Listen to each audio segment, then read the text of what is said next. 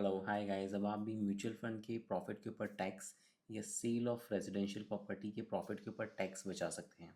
देखिए section 54 allow करता है अगर आपने रिसेंटली कोई रेजिडेंशियल प्रॉपर्टी बेची है।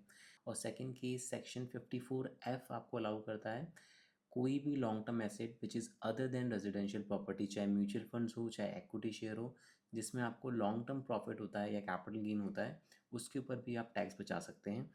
दोनों की कॉमन शर्त ये है कि आपको उन दोनों का सेल प्रोसीड्स आपको एक रेजिडेंशियल प्रॉपर्टी में ही इन्वेस्ट करना पड़ेगा। फॉर एग्जांपल सेक्शन 54 के केस में आपने एक फ्लैट बेचा जिसकी वैल्यू 1 करोड़ की होती है और उसमें आपका प्रॉफिट 20 लाख का था। सेकंड केस में आपने एक्विटी शेयर्स या म्यूचुअल फंड्स बेचे जिसकी वैल्यू 50 लाख की थी और उसमें आपका प्रॉफिट 10 लाख का था। तो टोटल आपका 1 करोड़ 50 लाख की सेल प्रोसीड्स हो गई और 30 लाख का इसके अंदर प्रॉफिट हो गया।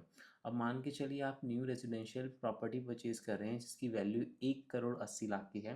तो आप सारा का सारा सेल प्रोसीज जो कि 1 करोड़ 50 लाख का था इस न्यू प्रॉपर्टी में यूज़ कर सकते हैं और आपको कोई भी टैक्स नहीं पे करना पड़ेगा।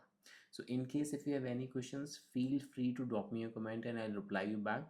ऑल्सो मैंने एक केस का रेफरेंस दे दिया है कि अगर आपको ऐसा कोई केस जहाँ पे सेक्शन 54 और सेक्शन 54F को साइमल्टेनियसली यूज़ किया गया है तो आप इस केस को रेफ़र करके देख सकते हैं। आई होप आपको वीडियो अच्छी लगी हो। ऐसी और वीडियोज़ के लिए do follow me and share this video to your friends. Bye.